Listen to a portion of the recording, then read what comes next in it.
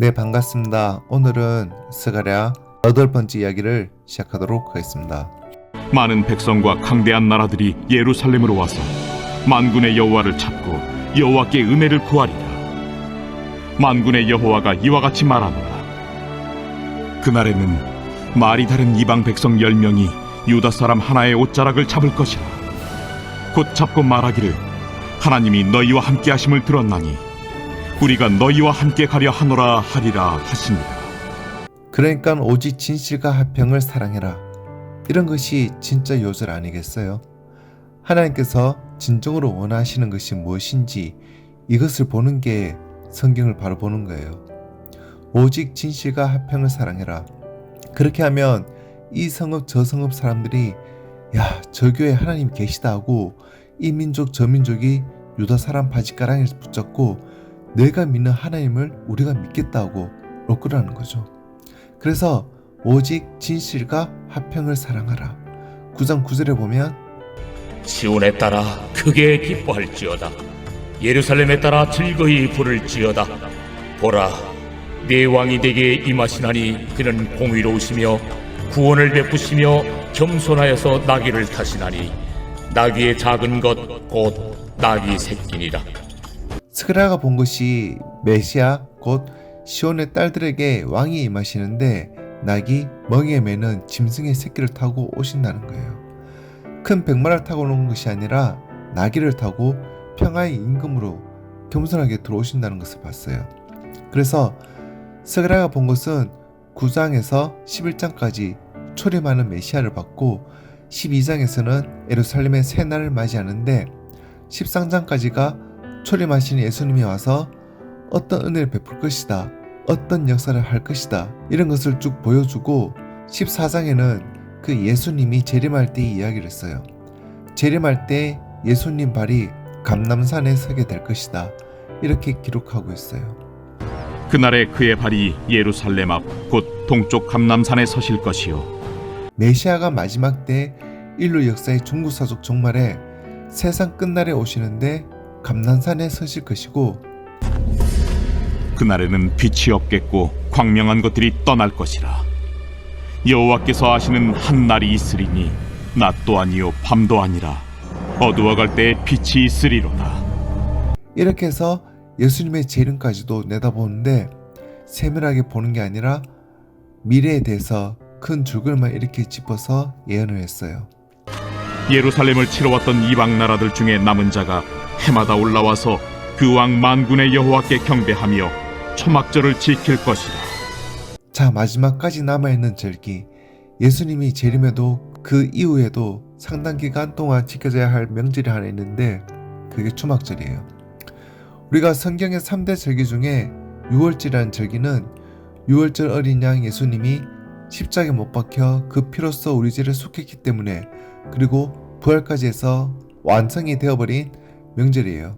그리고 77절, 성령이 강림하심으로 완전히 완성된 명절이고, 초막절은 장막절 혹은 수상절인데 두세 가지 의미가 있는데 초막절이 우리에게 시사하는 교훈은 첫째, 초막하는 것은 장막 스코트라는 집인데 그 스코트라는 집을 영어로 번역하면 태버나클, 즉 임시 건물이에요. 그래서 장막이라는 게 다 임시 건물인 것처럼 장막절 하는 것은 임시적 건물이에요. 광야 생활할 때 유대인들이 거기에서 지은 집은 항상 초막이고 장막이었어요. 이것은 항상 우리는 임시 장막에 거처한다는 뜻이기도 해요. 그리고 인생이란 길에서 이 땅에 있는 어떤 집도 영원한 집이 아니에요. 우리가 사는 이 땅의 집들이 돌로 집을 지었다 할지라도 이 땅에 있는 것은 다 장막이에요. 임시 장막. 임시 건물에 불과하다는 것을 항상 기억해야 됩니다. 두 번째, 그 장막절이 수장절이라고 지켜질 때는 감사절기예요. 1년의 수확물을 거두어서 저장했다가 감사하는 절기거든요. 그러니까 6월절도 완성되고 77절도 완성되었지만 감사는 끝이 없는 거죠. 하나님이 우리에게 은혜 베푸시는 날은 항상 감사해야 돼요.